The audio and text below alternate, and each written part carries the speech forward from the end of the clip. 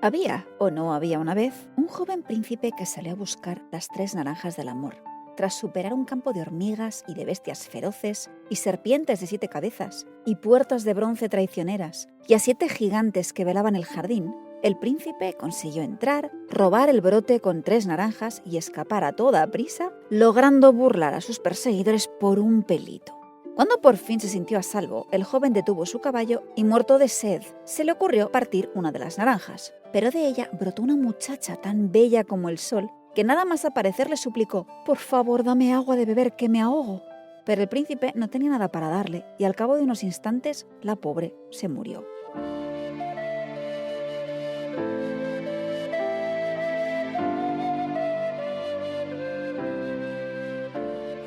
Muy buenas y muchas gracias por acompañarme en La Senda de las Plantas Perdidas, este podcast etnobotánico donde dar voz a nuestras historias de amor y de desamor también, con un reino tan olvidado como esencial, el reino vegetal.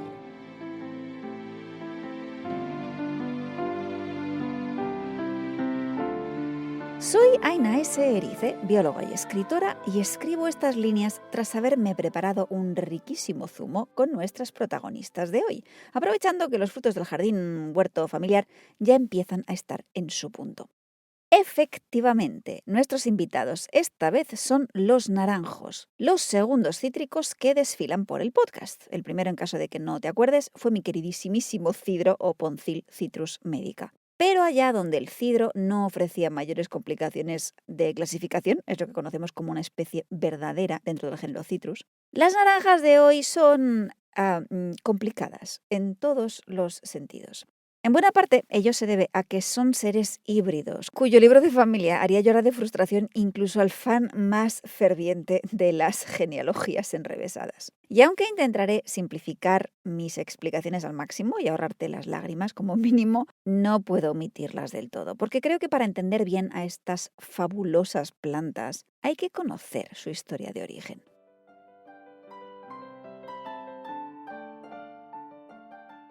Érase una vez un romance entre 2 amantes que pertenecían a especies cercanas pero distintas en aspecto, en tamaño y en sabor. Una vivía en el sureste asiático, con frutos grandes como balones de fútbol. La otra era más pequeña y achatada, de piel naranja y fácil de pelar, y su hogar estaba en el sur de China. A la primera la conocemos como Cimboa, Pampelmusa o similares, Citrus maxima.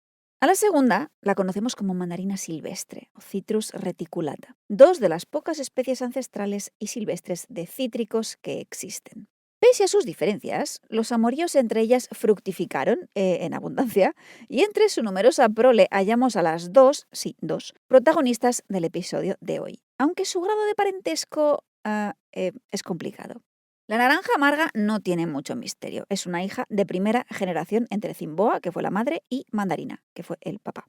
Las naranjas dulces, en cambio, nos lo ponen más difícil. La genética revela que son descendientes directas de Cimboa y Mandarina, sí, pero la cantidad de ADN de cada progenitor no es igual, sino que tienen más genes de mandarina silvestre que de Cimboa, lo cual significa que serían hijas de hijas que luego volvieron a hibridarse con mandarinas paternas, pues eso, que repito, es complicado. Y de viva voz, más aún. Dejaré un enlace a Esquemita en las notas, pero baste saber, como resumen, que naranjas amargas y dulces descienden sí de los mismos ancestros, Cimboa y mandarina silvestre, pero que surgieron en 2 momentos distintos y que una no deriva de la otra. Teniendo en cuenta que los hogares de cimboas y mandarinas silvestres se solapan un poquito en el sur de China y aledaños, suponemos que los felices nacimientos de naranjos debieron de tener lugar por ahí. Sin embargo, afirmarlo con seguridad es, de nuevo, complicado, porque la cultura china lleva milenios cultivando cítricos fuera de sus áreas de distribución autóctonas, y los romances cimboa-mandarínicos podrían no haberse producido en un entorno silvestre, sino en un huerto o en un jardín.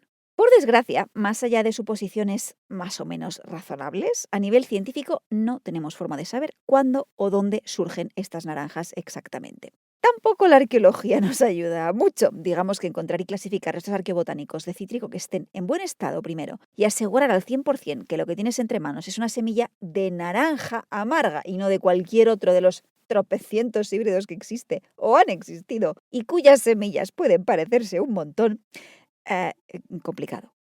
Por esto, y mal que nos pese, los principales datos que solemos manejar para seguirles la pista a las naranjas, tanto amargas como dulces, son textuales o representaciones artísticas. Esto tampoco está exento de problemas, porque antes de afirmar, mira, en el año 280 ya hay menciones en textos chinos a naranjas, tienes que, primero, conocer la palabra que usaban en aquel entonces para hablar de naranjas y, dos, tener la seguridad de que estaban hablando de naranjas amargas o dulces y no de mandarinas o clementinas o de cualquier otro cítrico, híbrido o no. Esto es un lío. Cuando te vas a China, en concreto, pues donde están las primeras fuentes textuales del siglo VI antes de la Era Común y posteriores, que hablan de cítricos y hablan mucho, pero lo que pasa es que conocían a tantos que asignar una única palabra en chino, y además en chino antiguo, a una única especie o taxón científicamente aceptados en la actualidad puede ser complicado. Ya ves que el leitmotiv de este episodio va a ser complicado.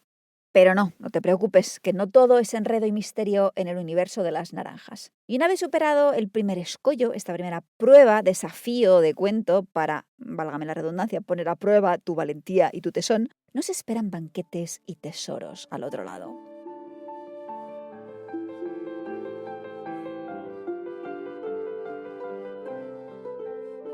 Durante la novena noche, Sherazad hilvanó la historia de un porteador en Bagdad, que, contratado por una mujer misteriosa, la siguió para acarrear sus abundantísimas compras. Tras detenerse a adquirir vino, fruta, entre ella manzanas de Siria, melocotones de Omán, limones y naranjas sultaní, frutos secos y dulces, hizo otra parada en la perfumería, donde compró 10 tipos de agua perfumada, incluyendo agua de rosas, agua de azahar, agua de nenúfar y de sauce, 2 panes de azúcar, un frasco de agua de rosas almizclada, olíbano, linaloe, ámbar gris, almizcle y velas alejandrinas. Lo puso todo en una cesta y le ordenó al porteador que la tomase y la siguiese.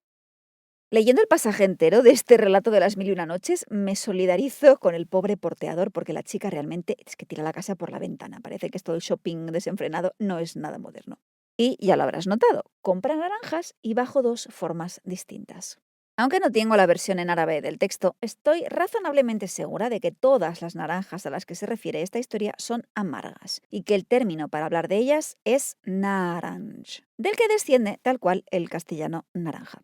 A su vez, se cree que el árabe le toma prestada la palabra al persa, que a su vez lo hace del sánscrito naranga, que a su vez lo hace de alguna lengua del sur de la India o quizás el tamil. Toda una cadena de préstamos, ya ves, para un término que a lo largo de todos estos saltos permanece asociado únicamente a las naranjas amargas. Si no te pone los pelos de punta al darle un lametón, no es naranj. Y es que la primera naranja que viaja fuera del lejano oriente no es dulce, sino amarguísima, y hoy le damos el nombre científico de Citrus aurantium. Bueno, lo de citrus en realidad sería citrus si somos puristas en la pronunciación del latín, pero no. Me disculparás, citrus. Esta especie se desplaza hacia Occidente con los árabes, al igual que pasaba con la caña de azúcar del episodio anterior, y se cultiva por su belleza, pero también por sus frutos y sus flores, que hoy llamamos azahar, del árabe zahar, literalmente flor, porque se ve que la flor por excelencia, al menos en Al-Ándalus, debía de ser la de los cítricos en general y la del naranjo amargo más en concreto, que es famosa por ser excepcionalmente perfumada. De hecho, si miras al trasluz los pétalos del azahar, observarás las bolsitas amarillas donde guardan sus aceites esenciales de embriagadores aromas, que se destilan desde hace muchos siglos, quizás un milenio. Aunque las primeras referencias al agua de azahar que he localizado en recetarios islámicos medievales se refieren siempre a su empleo como medicina o como perfume, a partir de un determinado momento, no me preguntes exactamente cuándo, empieza a usarse en la cocina y se convierte en un ingrediente muy querido, calificado incluso como indispensable en determinadas recetas, sobre todo dulces. Aunque en la gastronomía occidental su presencia ha ido diluyéndose paulatinamente, aún pervive en algunos preparados tradicionales. Y un ejemplo que tengo muy presente en estas fechas casi navideñas es el roscón de Reyes, por supuesto, que lleva agua de azahar en la masa. Pero no solo valoramos la flor, sino también la fruta, a pesar de su amargura, que se aprecia en la gastronomía árabe y en el medioevo occidental, en buena parte debido a la afición compartida por los sabores agrios o ácidos.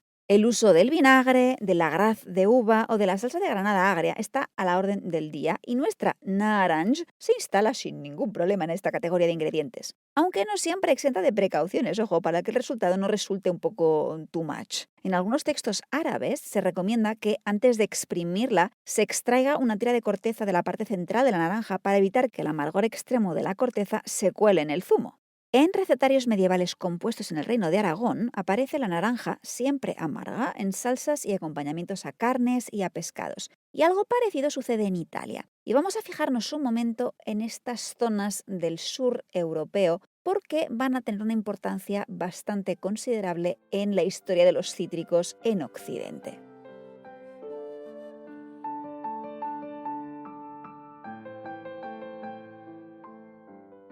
El pequeño Kai estaba azul de frío, pero no lo sentía porque la reina de las nieves había borrado toda sensación de frío de su cuerpo con un beso, y su corazón casi se había transformado en un bloque de hielo. «Me voy a los países cálidos», había anunciado la reina aquella mañana. «Quiero asomarme a las ollas negras hirvientes».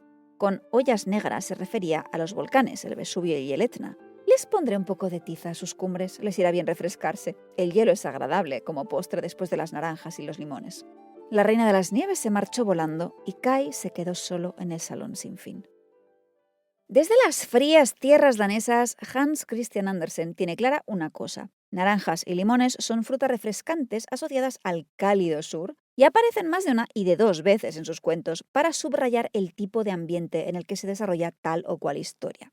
Por ejemplo, en La Sirenita, el príncipe que la protagonista salva de morir ahogado vive en una tierra de altas montañas con picos nevados, pero en cuyas costas crecen palmeras, limoneros y naranjos. Otro cuento, mucho menos conocido, empieza en la cálida y bella España, donde una brisa refrescante desciende de las montañas hacia el valle donde crecen naranjos y entra en los palacios moros de cúpulas doradas y murales de alegres colores.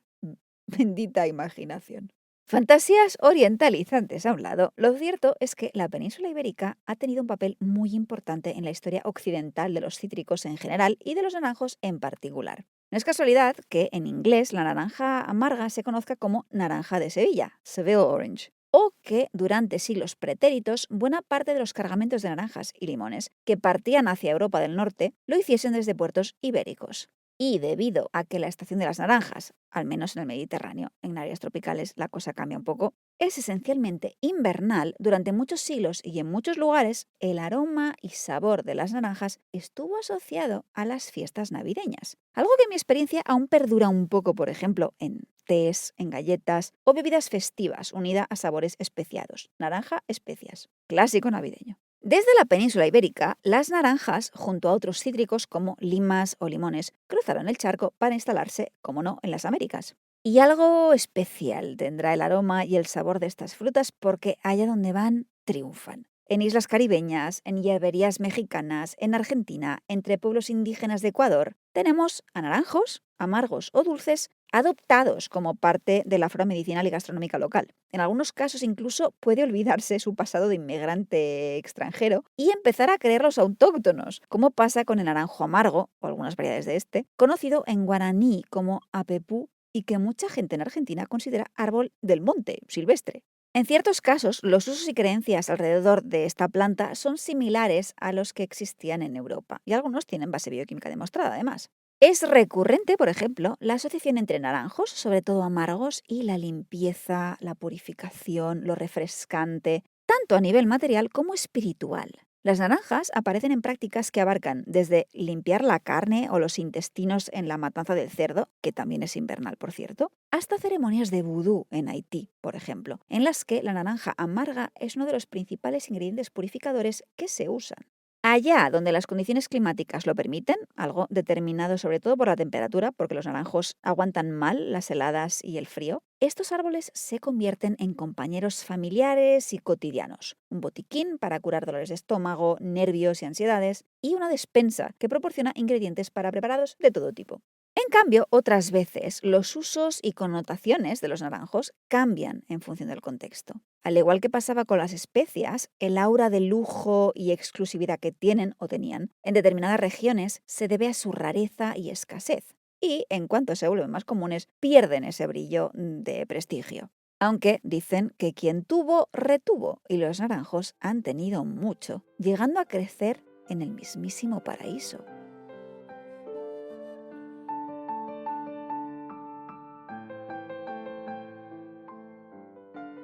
En tiempos antiguos había un padishá cuyos días eran tristes, pues no había sido bendecido con un hijo. Grande fue su alegría cuando su mujer dio a luz a un príncipe que cuando cumplió 14 años le pidió a su padre un palacio de mármol con 2 fuentes.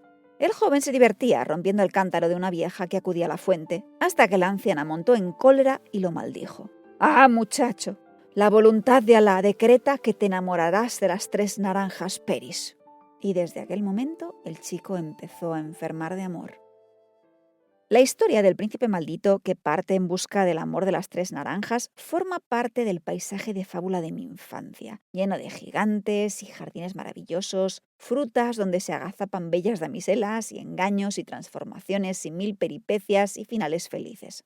Al parecer, cuentos muy similares forman parte de la infancia de un montón de gente, porque existen muchas versiones de esta historia, desde Irán hasta Ucrania y, por supuesto, los países bañados por el Mediterráneo, como Turquía, de donde proviene este trocito que acabo de narrar y el del principio del episodio, que es de una versión distinta, esta sí, mallorquina.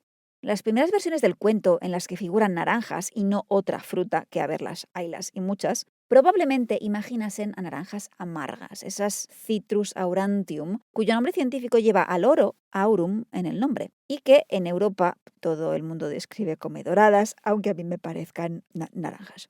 Y aunque en la antigüedad clásica no conocieron los naranjos, ni amargos, ni dulces, ni nada, a partir del Renacimiento se establece la equivalencia entre las manzanas doradas del mítico Jardín de las Hespérides y las áureas naranjas. Y ya se sabe, las manzanas doradas en la antigüedad son fruta de diosas ligadas al amor, al placer, al prestigio. Todas ellas asociaciones que se pegan muy fácilmente a las naranjas, cuyos frutos aromáticos se colocan como decoración en las mesas más selectas.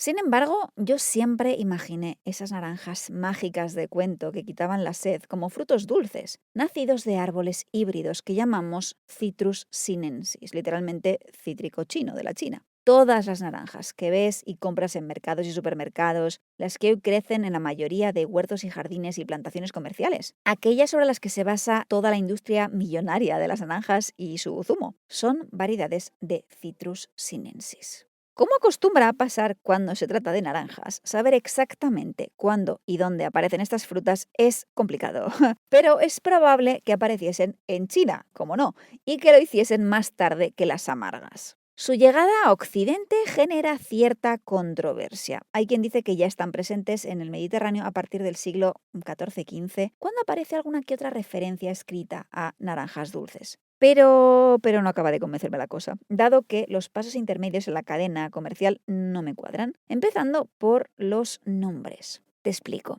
En varios idiomas, los términos para hablar de naranjas amargas y naranjas dulces son distintos, en algunos casos totalmente distintos, como en sueco o en árabe. Aún recuerdo la sorpresa que me llevé cuando aprendí a decir zumo de naranja en árabe, cultura ligadísima al cultivo y transmisión de cítricos, y descubrí que el término para esta fruta dulce de zumo era burtucal.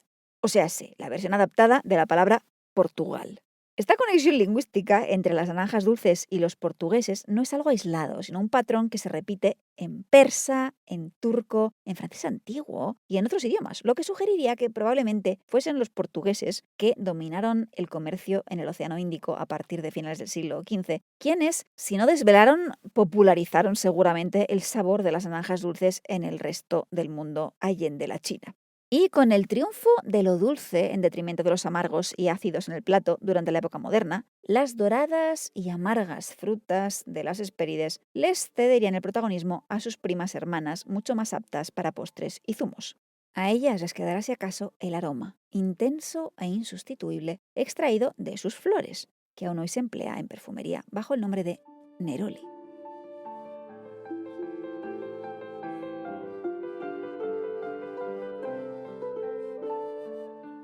Había una vez una joven criada por 2 ogros que logró escapar de ellos junto a su primo y enamorado. Gracias a los poderes de una varita mágica, consiguió despistarlos, transformando a su primo en naranjo y a sí misma en abeja, pero extravió la varita y no pudo revertir el embrujo. Entonces llegó otra princesa que quedó prendada del hermoso naranjo. Al intentar hacerse un ramillete de azahar, la abeja celosa la llenó de picaduras y la muchacha sacó su espada para defenderse. Pero cuando cortó con ella la más bella rama del naranjo, del tronco se escuchó un gemido y la rama empezó a gotear sangre. Este resumen, algo patatero, es de un cuento literario, El naranjo y la abeja, compuesto por Madame d'Aulnoy, una aristócrata francesa del siglo XVII, y que nos recuerda un detalle importante sobre el mundo de los cuentos. A saber, que existe una tradición popular, oral, pero también una tradición literaria de escritores que componen sus propios cuentos originales. Y aunque puedan inspirarse en historias y motivos narrativos presentes en la literatura oral, al igual que sucede con los naranjos y el resto de la familia cítrica, definir o cuantificar la naturaleza híbrida del resultado es bastante complicado. ¿50% inspiración oral, 50% de cosecha propia? ¿70-30? ¿90-10? Vete tú a saber.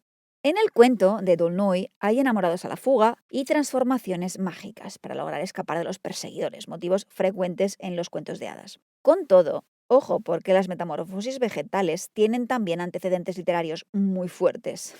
Hola, Ovidio y sus metamorfosis, que le dan además un punto subversivo y algo rebelde a algunas elecciones narrativas de la autora. Por ejemplo, en los mitos suelen ser los personajes femeninos quienes acaban convertidos en planta, pero en la historia de D'Aulnoy es el chico quien se transforma en naranjo, y ella en abeja, que defiende a aguijón tendido a su amado. Por si eso no bastase, en Francia el árbol escogido tiene connotaciones de lujo, nobleza y belleza, pero también de ser una planta delicadita, que exige mimos y cuidados si no quieres que se te muera con los fríos invernales. No es casualidad que los primeros invernaderos se bauticen como orangerie, o sea, espacios creados para abrigar a estas especies que requieren protección. Curiosamente, esta pareja de fieles amantes que retrata el cuento, naranjos, azahar y abejas polinizadoras, ha dado mucho de qué hablar en el mundo científico durante los últimos años, pues hemos visto que los naranjos no ofrecen un simple chupito de néctar para atraer a sus visitantes aladas. Al analizar su composición, hemos visto que este cóctel recompensa lleva sorpresa incorporada, nada más y nada menos que cafeína. Lo fascinante del asunto es que la dosis es muy sutil, lo bastante baja para no espantar a las abejas, que no les gusta nada absorber néctar con concentraciones cafeínicas superiores a un cierto límite, pero lo suficientemente elevada como para afectar bioquímicamente a los insectos que la toman, mejorando su memoria a largo plazo. ¿Qué observamos? Pues que las abejas recuerdan mejor el perfume de la flor recién visitada si su néctar contiene la cantidad ideal de cafeína, un fenómeno que aumenta la atracción del polinizador hacia flores que tengan ese mismo perfume. Ya ves, amantes celosillos estos naranjos. El último detalle del cuento de D'Aulnoy, sobre el que me detengo un momento, se refiere a la pista que más liosa resultó, creo, de las que te di en el episodio anterior, para adivinar la identidad de los naranjos, y esa es la sangre. En el cuento, el árbol sangra porque es un hombre convertido en árbol, pero no porque sea un naranjo, dado que los cítricos no se hallan entre las especies clásicas cuya madera enrojece vistosamente al cortarlos, como el aliso. Con todo, sí que existen naranjas cuya pulpa, y a veces también la piel, acumula antocianinas, coloreándose de un rojo vistoso y que conocemos grosso modo como sanguinas. El origen de las sanguinas tiene un puntito de misterio, como no siendo naranjos. Aunque derivan de los naranjos dulces, Citrus sinensis, y la patria de las variedades comerciales hoy más apreciadas y cultivadas es Italia, es probable que hubiese otro nacimiento paralelo en España y otro, como mínimo, en Oriente, por ejemplo China. Para que la fruta exprese su carácter sanguinolento, no basta con que el gen adecuado esté presente y activo. Por irónico que parezca, siendo los cítricos tan sensibles al frío, la acumulación de estas antocianinas rojas en las naranjas sanguinas quiere condiciones frescas, o más concretamente, quiere una oscilación térmica diurna-nocturna amplia, días cálidos seguidos por noches frescas, un requerimiento que es sorprendentemente complicado, casi de cuento, y que trae de cabeza a quien quiere incrementar la producción de sanguinas, cuya popularidad no deja de aumentar últimamente. Uno de los pocos lugares donde se dan las condiciones óptimas para los rubores de estas variedades es Sicilia, en las faldas del volcán del Etna. Y de ahí que buena parte de las sanguinas provengan y se cultiven allí. Y me pregunto yo, ¿qué hubiesen pensado sobre las sanguinas los agrónomos andalusíes medievales que recomendaban fertilizar los plantíos de naranjo con sangre? Una práctica que no es tan descabellada como parece buenas a primeras, pues los cítricos pueden padecer lo que se conoce como clorosis férrica, o sea, un amarilleamiento del follaje por falta de hierro en determinados suelos. Y hierro es, precisamente, lo que contiene la sangre. Ahí lo tienes. Paraísos aromáticos, romances misteriosos, conexiones inesperadas y sorprendentes, que nos depara incluso la fruta de apariencia más banal y familiar, como las doncellas de fábula brotadas a partir de una simple naranja, que de simple, en realidad ya ves que no tiene nada.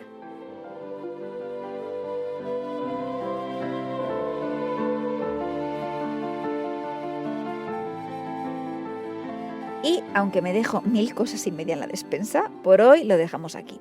Pero no sin antes brindar a la salud y al caos creativo de los naranjos y sus cuentos, con mi riquísimo zumo recién exprimido. En las notas te dejo enlaces al episodio del cidro, al de los tilos, que algunos también tienen historias raras con las abejas, y al de los alisos de madera sangrante, ellos sí. Y por supuesto, enlace a la transcripción en Patreon para mis queridísimos frutos luminosos que con sus microdonaciones mensuales permiten que siga yo aquí dando el turrez con estas historias vegetófilas raras, pero siempre fascinantes, me gusta pensar. Si quieres apoyar lo que hago, te dejo toda la información en patreon.com/ainaserice.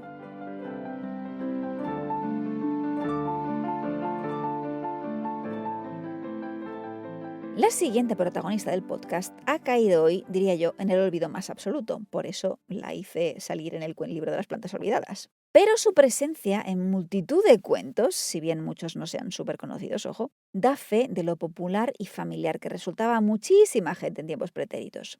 ¿Quieres pistas? Vamos a ello. La primera es raíz. La segunda, blanco. Y la tercera, forraje. Si por un casual o por un milagro se te ocurre de quién estoy hablando, ya sabes que me lo puedes contar.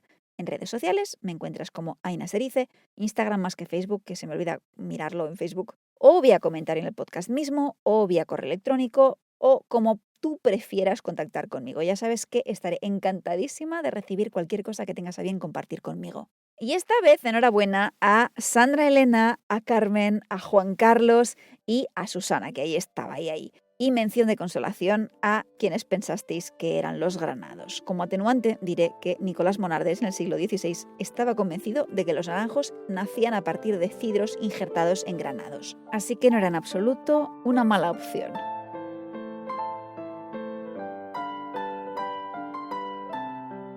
Y ahora sí, dicho esto, no me queda más que dar las gracias a los dorados y misteriosos naranjos de fábula, agradecerte a ti muchísimo la compañía, desearte un muy feliz día y que la clorofila te acompañe.